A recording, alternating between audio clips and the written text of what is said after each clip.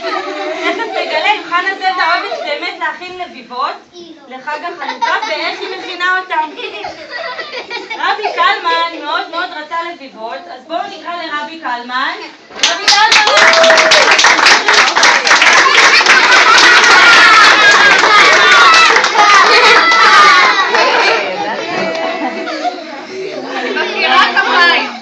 כפיים.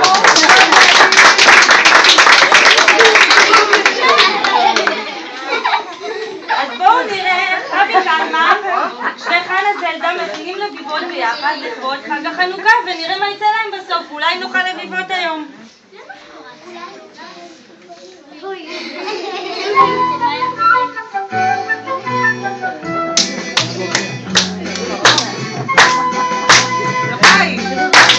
אוי חנה זלדה אשתי אהובה, חג החנוכה היא אהובה. בחנוכה נפשי מחשבה לאכול לביבה חמה ומתוקה. אוי רבי קלמן אשתי היקר, אצלי במדבר קמח לא נשחר בעלי היקר, ואיך זה אוכל להכין לביבה בלי קמח בכלל.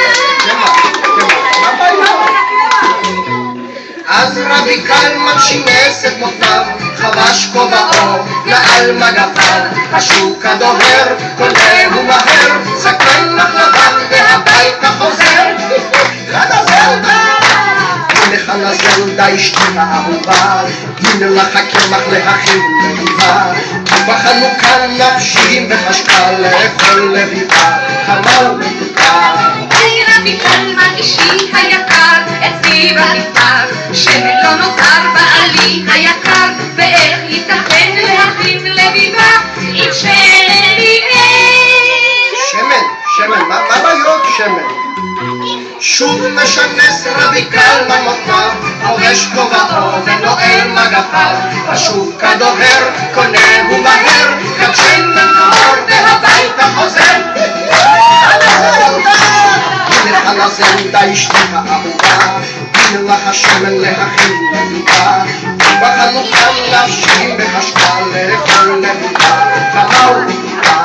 אוי רבי קלמן אשתי היקר, אצלי במדבר לא נשאר סוכר בעלי היקר, ואיך זה אפשר להכין לביבה בלי טיפת סוכר?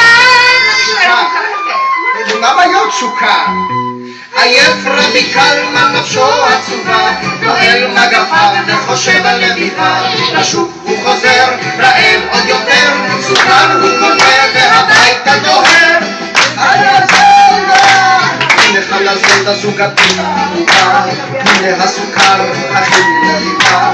בחנוכה נפשי מחשבה לאכול לביבה חמה ומתוקה. אוי רבי קלמן אשתי היקר, שמא נדחה הביבות למחר בעלי היקר, איך זה אפשר להכין לביבה כשהכוח נגמר? מה בעיות כוח? אז רבי קלמן חולץ מגפיו, לובש כוסייה, מפשיל שרוולה, ולש הבצק, יוצק ויוצק, צוחק אחרון רק מי שצוחק.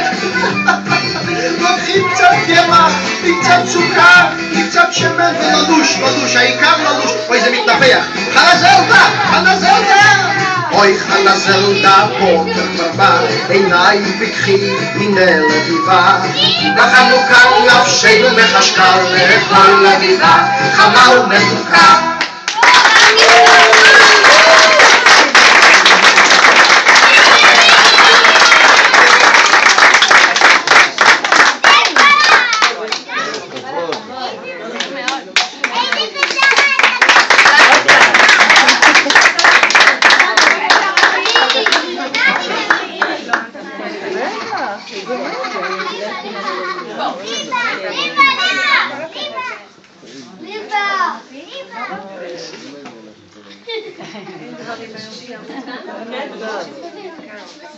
Viva!